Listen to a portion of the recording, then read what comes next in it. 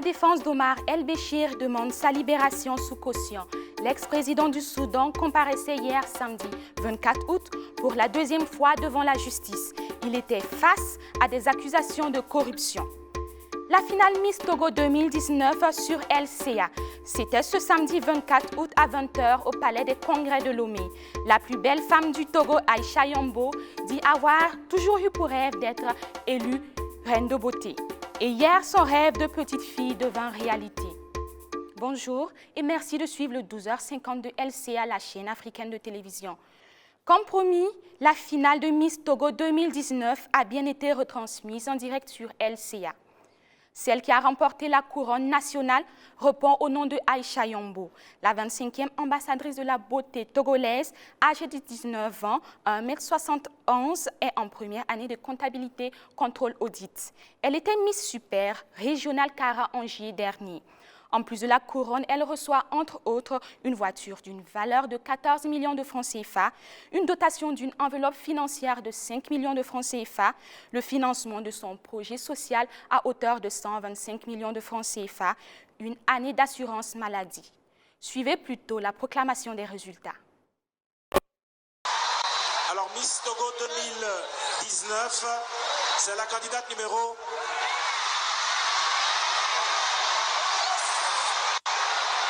C'est chaud, c'est chaud, c'est chaud.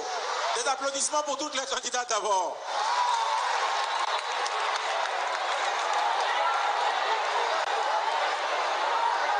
J'ai le grand honneur ce soir de vous donner le nom de la Miss Togo 2019, qui est la candidate numéro 20, Yambo Aïda.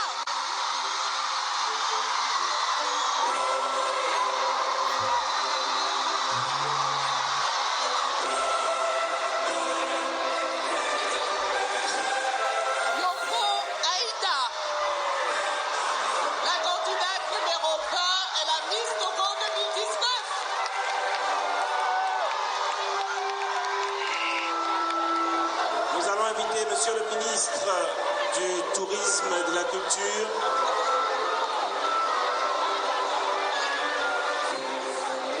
voilà, je pense que la charge émotionnelle a été très forte pour la Miss, mais elle va sortir, elle va retrouver ses esprits et arriver.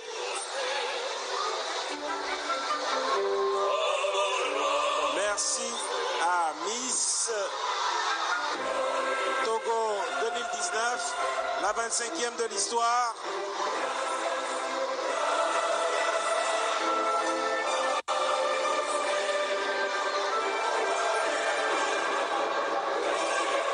Dans quelques petits moments,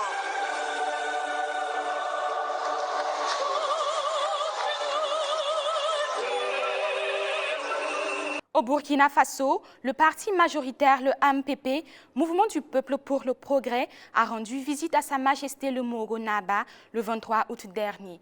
L'objectif de cette visite est de présenter son nouveau bureau du Kadiogo et recevoir les bénédictions de Sa Majesté. Constantin Sieda et Ahmed Nanema y étaient. Présenter le bureau de la nouvelle structure issue du renouvellement des organes des instances du Mouvement du Peuple pour le Progrès, le MPP, et recevoir les bénédictions de Sa Majesté le Moro Naba, tel est l'objet de la visite de la délégation du parti politique MPP au Palais Royal ce vendredi 23 août. Nous sommes une nouvelle structure issue du renouvellement des organes des instances de notre parti, donc accompagné de la Fédération régionale du Centre.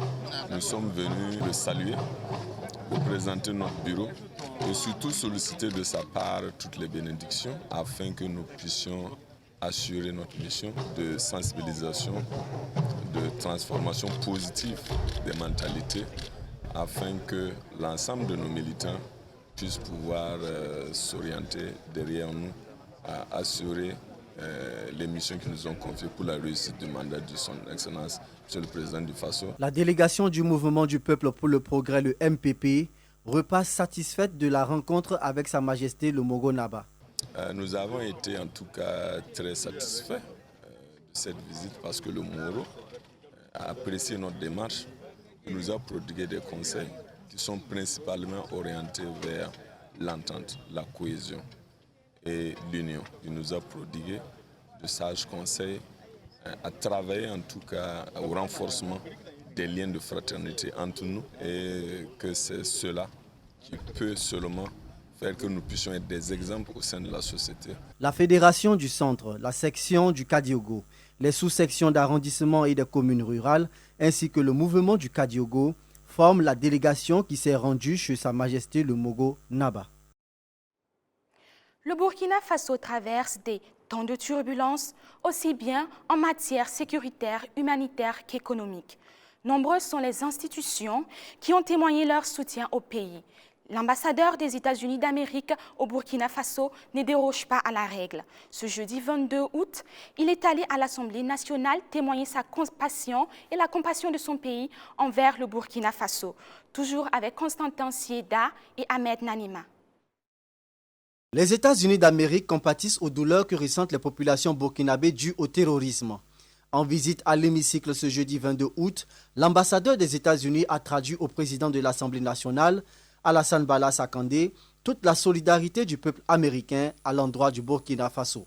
Aujourd'hui, j'ai eu l'opportunité de partager avec son Excellence le président de l'Assemblée nationale le partenariat, les condoléances et la solidarité du peuple américain avec vos braves soldats, vos braves membres de défense et sécurité qui sont tombés et qui, à chaque moment, se montrent debout contre les menaces qui touchent ce bel pays.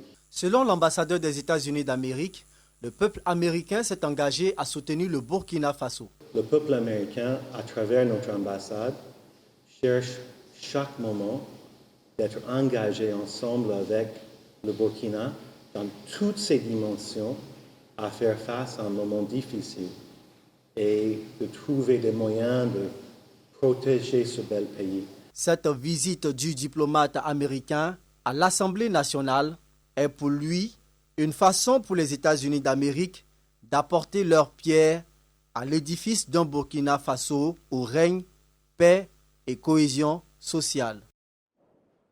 À l'hémicycle était aussi jeudi dernier Apolline Traoré, cinéaste burkinabé.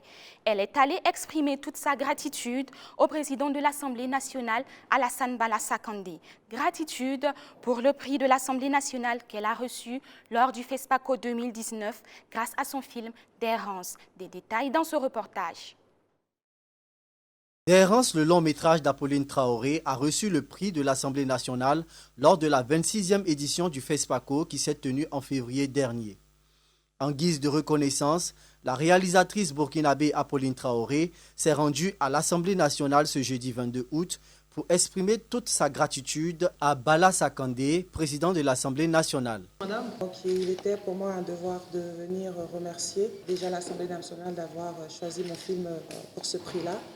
Et puis aussi l'informer de la grande première du film qui va être en salle le 7 septembre. Évidemment, il était un devoir pour nous de présenter le programme au président de l'Assemblée et de l'inviter à cette grande première. La visite d'Apolline Traoré à l'hémicycle a également permis à Bala Sakandé de discuter avec la réalisatrice sur les perspectives d'exportation des films burkinabés à l'extérieur. On a parlé de l'avenir du cinéma burkinabé, du cinéma africain. On a parlé aussi de notre combat, comment représenter notre pays ailleurs, comment représenter notre cinéma dans les autres continents. La grande première du film d'errance d'Apolline Traoré se tiendra le 7 septembre prochain. Le long métrage de la réalisatrice burkinabé va bientôt parcourir aussi bien des pays africains que les continents américains et européens. Le ministre de l'Urbanisme et de l'Habitat veut renforcer les capacités des journalistes en matière de bail d'habitation. C'est dans cette optique qu'il a organisé, le 22 août dernier, un atelier au profit d'une 60aine de journalistes. La cérémonie d'ouverture qui s'est tenue à Ouagadougou a été présidée par le ministre Dieudonné Maurice Bonani. Nos reporters Achille Ouedraogo et Oumou Konaté y ont assisté. Un atelier de réflexion sur les textes relatifs au bail d'habitation privé au Burkina Faso, c'est ce qui a réuni les journalistes et les locataires du ministère de l'Urbanisme et de l'Habitat. Durant 4 heures, les participants ont eu droit à plusieurs communications, dont celle portée sur la loi elle-même, sur ses décrets d'application, mais aussi sur l'arrêté des valeurs des coûts de réalisation. Il y a maintenant l'arrêté qui permet de préciser les critères de détermination des loyers, à savoir les lieux des différentes maisons. Je prends un exemple. Un bâtiment situé à Ouagadougou ne sera pas loué au même coût qu'un bâtiment situé à Falaguntu. Un bâtiment situé à Ouagadougou dans une zone viabilisée comme Ouaga 2000, certains autres quartiers, ne sera pas loué au même coût qu'un bâtiment dans un quartier comme Karpala. Nous sommes en train de transformer Karpala. Bientôt, Karpala ne sera pas loin en matière de viabilisation de Ouaga 2000. Donc, on devra tenir compte de tout cela. Ensuite, il y a des aspects aussi, le confort intérieur. Bon, un bâtiment en banco amélioré ne sera pas loué au même coût qu'un bâtiment en parpaing, etc. Un bâtiment où l'intérieur est carrelé avec des sanitaires modernes ne sera pas loué au même coût. Voilà. Donc, il y a tous ces éléments qu'il faudra déterminer. Et ensuite, il y a les surfaces. Donc, ces éléments vont permettre de nous indiquer les marges dans lesquelles les loyers vont se situer. Adoptée le 22 décembre 2015, la loi 103-2015 du 22 décembre 2015 est entrée en vigueur l'année dernière. Le ministre en charge de l'urbanisme et de l'habitat invite donc les bailleurs à se conformer au décret d'application pour le bien-être des populations. Parlons à présent de sport et ça se passe au Maroc à Rabat. Il s'agit toujours des Jeux africains. Les étalons footballeurs présents continuent d'honorer le Burkina Faso. Ils sont qualifiés pour les demi-finales grâce à leur victoire face à l'Afrique du Sud par un score de 4-0. Écoutons plutôt notre envoyé spécial Salif Kaboré à Rabat. 2 victoires et match nul, on pourrait dire que c'est un parcours sans faute pour les étalons UV de Burkina Faso. Car cette équipe burkinabé, face à l'Afrique du Sud, a réalisé, j'allais dire, le meilleur score, en tout cas pour ce qui concerne les éliminatoires de ces Jeux africains dans le groupe A.